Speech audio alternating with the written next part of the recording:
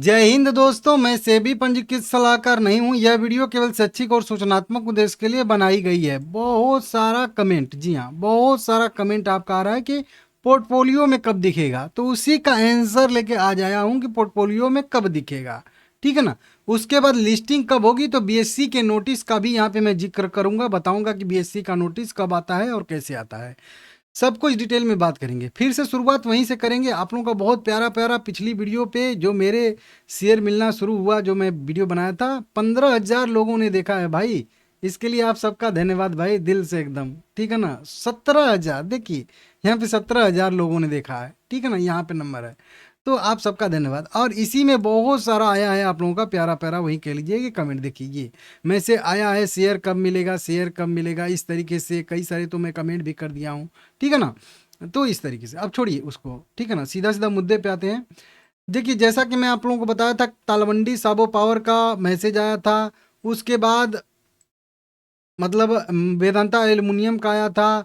उसके बाद अगर बात करेंगे तो मेलको का आया था, मेलको एनर्जी लिमिटेड, जिसका नाम बदला जाएगा बाद में, तो वेदांता ऑयल एंड गैस रखा जाएगा, तो इसका मेल आया था। उसके बाद की बात करेंगे यहाँ पे हम लोग, तो यहाँ पे भी देखिए ये एक मेल आया था, उसी मेलको का भी, क्योंकि मेरा 2 अकाउंट है, बता चुका हूँ आप लोगों को। वेदांता आयरन एंड स्टील का भी आया है। यहाँ पे देखिए 25 क्वांटिटी जब दिखेगी तो मान लीजिए मेरे पत्नी का अकाउंट है, और जब 21 इक्विटी शेयर दिखेगा तो समझ लीजिएगा कि वो मेरा अकाउंट है। ठीक है ना। तो इस तरीके से कई सारे यहाँ पे मैसेज आया है, जो कि आप लोग यहाँ पे देख सकते हो, वेरीफाई कर सकते हो सब कुछ। ठीक है ना। चलिए ये तो हम लोगों को यहाँ पे पता चल गया कि ठीक है, वेदांता के जितने भी शेयर थे, पांचों कंपनियों के शेयर हमको जो है अलॉट कर दिए गए हैं। मतलब हमारे सीडीएसएल वाले अकाउंट में तो क्रेडिट हो चुका है, और आपको मैं बताया भी था कि आप जाके सीडीएसएल लॉगिन करके वहाँ पे देख भी सकते हो। कहीं पे भी वीडियो देख सकते हो कि सीडीएसएल में लॉगिन कैसे करते हैं, वो बता देंगे आप लोगों को। बस थोड़ा सा प्रोसेस होता है, वो हो जाएगा। ठीक है ना। चाहते हो तो, नहीं चाहोगे तो कोई बात नहीं है, पोर्टफोलियो में ही 2 दिन के बाद दिख जाएगा। आराम करिए अब। ठीक है ना। अब 2 दिन बोल दिया हूँ तो आपको समझ में आ गया होगा। 300 रुपये के आसपास करेंट प्राइस है। हाँ, कल मैं वीडियो बनाऊंगा संडे को कि प्राइस क्या रहने वाला है सबका अलग अलग। ठीक है ना। तो यहाँ पे देखिए डीमेट अकाउंट में कब आएगा, सबसे मेन क्वेश्चन आप लोगों का यही है, और इसी क्वेश्चन का आंसर लेके मैं आया हूँ। इसके बाद हम लोग ये बीएससी के नोटिस पे चलेंगे। ठीक है ना। तो देखिए एक रिपोर्ट निकल के सामने आ रही है फाइनेंशियल एक्सप्रेस की। ठीक है ना। देखिए डीमर्जर अपडेट 1:1 क्रेडिट प्रक्रिया जारी, जाने कब यह डीमेट अकाउंट में खाते में आएगा। तो ये टॉपिक ही है, कब आएगा। इसमें बताया जा रहा है कि वेदांता ने शेयर धारकों को डीमर्जर के अगले चरण पर नजर रख रहे हैं। जानिए शेयर कब डीमेट अकाउंट में खाता में जमा होंगे, और लिस्टिंग की संभावित समय क्या रहे। तो लिस्टिंग का संभावित समय तो 2 महीना मैं बता चुका हूँ आप लोगों को, क्लियर, वो तो क्लियर है, उसमें संदेह मुझे नहीं है। और इस पुनर्गठन का निवेशक पर क्या प्रभाव पड़ने वाला है, ये यहाँ पे बताया जा रहा है। ठीक है ना।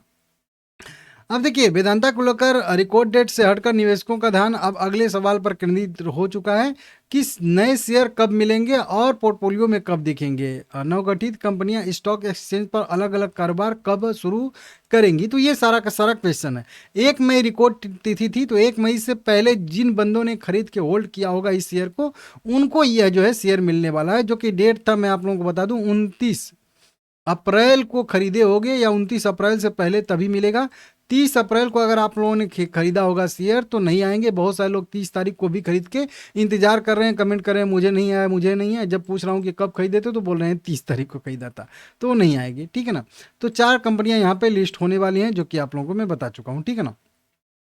अब देखिए क्रेडिट प्रक्रिया शुरू हो चुकी है, जो अभी हम लोगों को दिखाई रहा था एकदम, वो तो प्रूफ ही है, और आप लोगों को भी मैसेज आया है, तो इसमें कोई छुपाने वाली बात भी नहीं है, और मैं झूठ बोल के करूंगा क्या। इनके जो है प्रवक्ता ने पुष्टि किया है कि प्रक्रिया चल रही है और शेयर क्रेडिट किए जा रहे हैं। चारों डिमर्ज की गई कंपनियों के शेयर डीमेट अकाउंट में खाते में जमा करने की प्रक्रिया चल रही है, और सोमवार 11 मई 2026 तक इसे पूरा होने की उम्मीद है। अब यहाँ पे ये बता रहे हैं कि जो शेयर मतलब क्रेडिट करने की जो प्रक्रिया है, अलॉट करने की प्रक्रिया जो है वो चालू कर दी गई है, या फिर हो रही है, जो आप लोगों को मैं दिखाई रहा हूँ।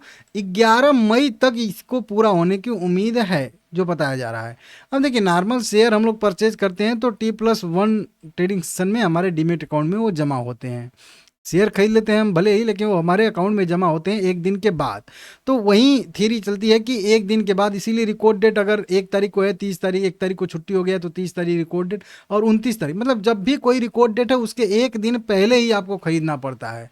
तो अब देखिए प्रक्रिया, अगर कह लीजिए कि 8 तारीख को कुछ शेयर अलॉट किए गए हैं, कुछ शेयर 7 तारीख को अलॉट किए गए हैं, तो अब 7-8 के बाद अगर हम लोग देख लेंगे तो ऐसे करेंगे तो 9-10 2 दिन तो छुट्टी हो जाएगा।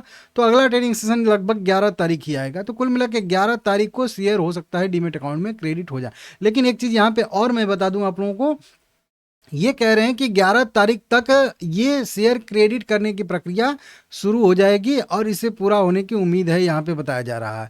इसका मतलब है कि डिमर्जर प्रक्रिया को जो है पूरा करने की दिशा में आगे बढ़ने के साथ पात्र शेयर धारकों को आने वाले दिनों में अपने डीमेट अकाउंट में शेयर दिखने शुरू हो सकते हैं। आने वाले दिनों में 11 तारीख को तो शेयर जमा करने की प्रक्रिया शुरू हो जाएगी, क्योंकि बहुत सारे लोगों को देना है ना शेयर। अब हमको आपको 2-4 लोगों को थोड़े देना है, लाखों लाखों लोग होते हैं, शेयर होल्डर होते हैं।